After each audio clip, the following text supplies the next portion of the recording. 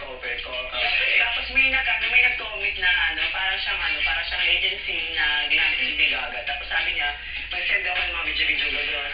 Nagulat ako, nag-message siya, sabi niya, binigay siya sa akin ng file, fill up ko daw yun. Tapos sabi ko, may parang ito na tayo, bang-bang na to. Then after mga siguro 3 weeks, sabi niya, surprise na lang daw, tapos tignan ko na lang sa video kung nakuha ko. Then yung bongga, grabe, napayak na ako, then nakita ko yung sarili ko doon. Tapos yung nakita ko yung sarili ko doon, nag-send siya ng message ulit na meron silang compensation payment. Nagulat din ako. Okay. Tapos kailangan ko bigay ng bank account kasi hindi ko alam. So sabi ko, ano yung bank account?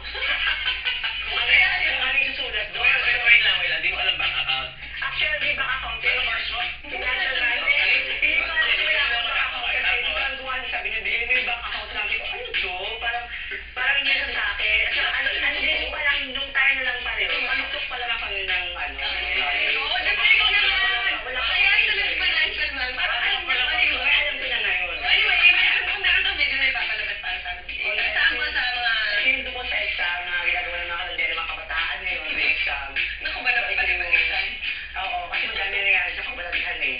Okay. So yun, yung LCLS number 8, ito ako siyang ang hidden armor. Alam na natin kung ano ang hidden armor. Meron pang mas hidden habits.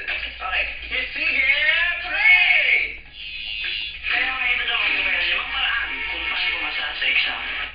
Pinakasikat sa lahat ng teknik at humingi ka sa papel na katabi mo. Yung kunyari masakit yung ulo mo. Tapos iikot mo yung mata mo ng 360 pag-ulo gano'n para makakuha ka ng sagot. Pwede mo rin iyoko ang ulo mo at tumingin ka lang todo sa katabi mo. At pag nahuli ka, sabihin mo, Ma'am, nag-exercise lang po ako sa may kilalong leeg. Sakit mo ng leeg ko. Ang teknik nito ay pasado sa mga babae. Dahil ilugay niyo lang ang mga buhok ninyo at buong na kayo makakopya sa katabi niyo. Kung hindi talaga kayo rin ng papel, ibulong mo na lang sa katabi mo. Dahil sabihin, kung siya sa ng mga tayo, dahil, pagdaligdahan, pinakasin mo naman, pagdaligdahan yan. Nakasin mo piste, nakasin mo piste kaya ka. Matrip, di ba, pag nagkatanong ka sa katabi mo, hindi ka sinasagot. Lalo na pag di mo talaga alam ang exam at yung pinay. Gumawa ka ng kodigo. Tingtingin. Pag naman ang kodigo mo at sakit ng teacher mo, ito ang sabihin mo. Over. Pag math test naman, gumawa ka ng scratch paper at ipasa mo sa pinakamalayo sa inyo para siya ang sagot ay ipasa sa'yo at ipasa mo sa lahat ng planet mo para bunga-bunga kayo lahat pumasa kayo sa test niyo. Pwede mo rin ginagaya ang kodigo sa loob ng benjas. May mali. Medyas. At pag nahuli ka ng teacher mo, at tinanong ka kung bakit doon kinakalikot ang medyas mo, sabihin mo, Ma'am, makati po, bakit? Pwede po ka. Para sa mga nag-quiz, ilagay mo ang bag mo sa ibaba at buksan mo yon pag nakalingat ang teacher mo sa'yo. Gumamit ka ng sign language, non-verbal communication.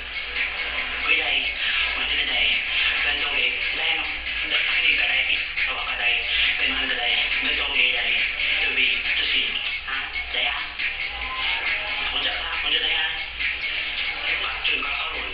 At pag nahuli ka ng teacher mo kung bakit kapot ka ng kapot sa katawan mo dahil ginagawa mo mga sign language ninyo kanina, sabihin mo sa kanya, Ma'am, makati po.